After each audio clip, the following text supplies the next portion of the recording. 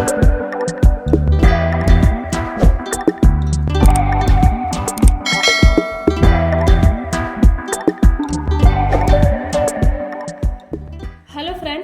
To MST kitchen. இன்றைக்கி நம்ம வாழைத்தண்டு காரக்குழம்பு எப்படி செய்கிறதுன்னு பார்க்கலாம். அதுக்கு தேவையான இன்க்ரீடியன்ட்ஸ், இது வந்து ஒரு வாழைத்தண்டு நான் கழுவி க்ளீன் பண்ணி இந்த மாதிரி கட் பண்ணி எடுத்து வச்சுருக்கேன். இதை நீங்கள் வந்து தண்ணியில் போட்டு வச்சுக்கோங்க, அப்போ தான் கருக்காமல் இருக்கும். அப்புறம் இது வந்து ஒரு 3 தக்காளி எடுத்து இந்த மாதிரி அரைச்சி வச்சுருக்கேன். இது ஒரு 2 வெங்காயம் இந்த மாதிரி பொடிசாக கட் பண்ணி எடுத்துக்கோங்க. இது 10 பல்லு பூண்டு வந்து கட் பண்ணி எடுத்துருக்கேன். ஒரு கொத்து கருவேப்பிலை, நீங்கள் முருங்கைக்காய் வேணும்னு ஆட் பண்ணிக்கலாம், இது ஆப்ஷனல் தான். அப்புறம் ஒரு பச்சை மிளகாய், ஒரு லெமன் சைஸ் அளவுக்கு புளி ஊற வச்சு வச்சுருக்கேன். இப்போ எப்படி செய்யறதுன்னு பார்க்கலாம். இப்போ வாழைத்தண்டு காரக்குழம்பு வைக்கிறதுக்கு ஒரு கடாயில் தேவையான அளவுக்கு எண்ணெய் ஊற்றிக்கோங்க. எண்ணெய் நல்லா சூடாகணும்.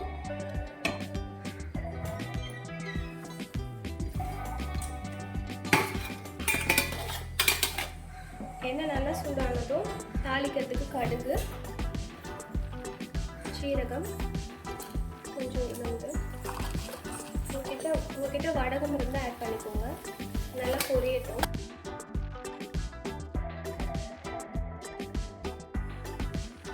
கொஞ்சம் பெருங்காயத்தூள், இது ஆப்ஷனல் தான்.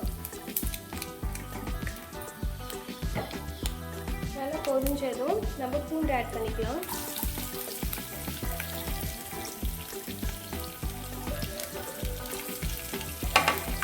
நல்லா வறுத்துக்கலாம்.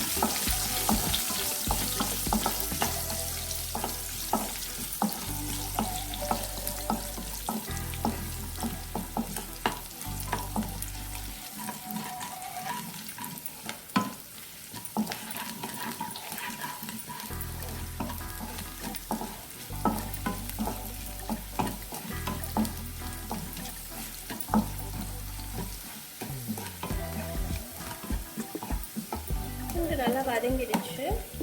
இப்போ இது கூட வெங்காயம் ஆட் பண்ணிக்கலாம், பச்சை மிளகாய், கருவேப்பிலை.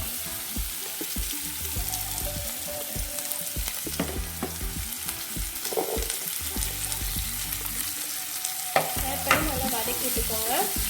வெங்காயம் கலர் சேஞ்ச் ஆகிற வரைக்கும் நல்லா வதக்கி விட்டுக்கோங்க.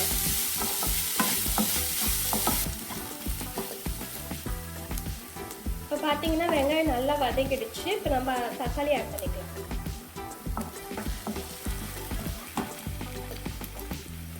தக்காளி ஆட் பண்ணி நல்லா எண்ணெய் பிரிஞ்சு வர வரைக்கும் வதக்கி விட்டுக்கோங்க.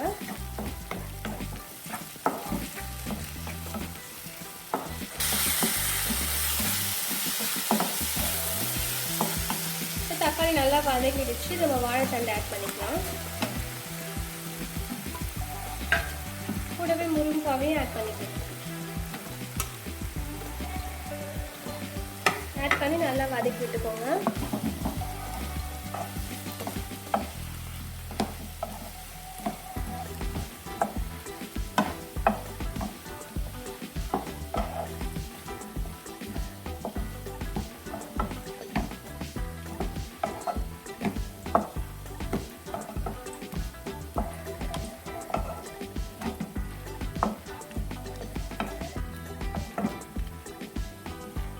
மஞ்சள் தூள் ஆட் பண்ணிக்கலாம், 1/2 ஸ்பூன்.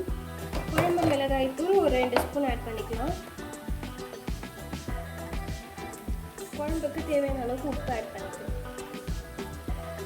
இப்போ நல்லா ஒன்றா மிக்ஸ் பண்ணி விட்டுக்கோங்க. நல்லா வதக்கி விட்டுக்கலாம். மசாலா ஸ்மெல்லாம் போகிற வரைக்கும் நல்லா வதக்கி விட்டுக்கோங்க. இப்போ நல்லா வதக்கி விட்டாச்சு. இதில் நம்ம காய்கறிலாம் வேகிறதுக்கு தேவையான அளவுக்கு தண்ணி ஊற்றிக்கலாம்.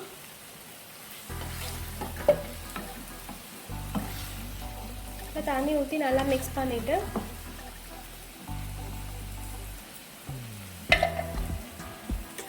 மூடி வச்சிடலாம். ஒரு 10 நிமிஷத்தில் வெந்துடும். A few moments later. 10 minutes ஆயிடுச்சு. ஓப்பன் பண்ணி பார்க்கலாம். இப்போ பார்த்தீங்கன்னா நம்மளோட காயெலாம் நல்லா வெந்துருச்சு. இப்போ பார்த்தீங்கன்னா முருங்கைக்காய்லாம் வெந்துருச்சு. இந்த இடம் பார்த்தீங்கன்னா நல்லா எல்லோவாக இருக்கும், க்ரீனாக இல்லாமல். அப்படின்னா முருங்கைக்காய் வெந்துருச்சுன்னு அர்த்தம். இப்போ நல்லா வெந்த அப்புறமா நம்ம புளி தண்ணி ஊற்றிக்கலாம். ஃபஸ்ட்டே புளி தண்ணி ஊற்றிட்டா வேகிறதுக்கு லேட் ஆகும் வெஜிடபிள்ஸ்லாம். புளி தண்ணி ஊற்றிட்டு நம்ம குழம்புக்கு கொஞ்சம் தேவையான அளவுக்கு தண்ணி ஊற்றிக்கலாம்.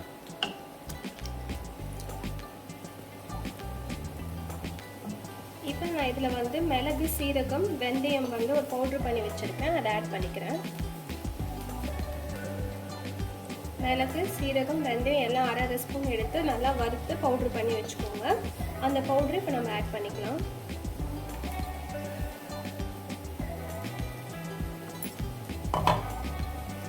ஆட் பண்ணி நல்லா கலரி விட்டுக்கோங்க.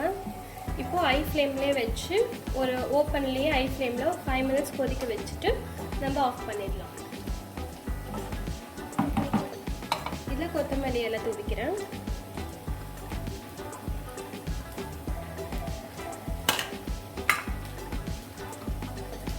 A few moments later.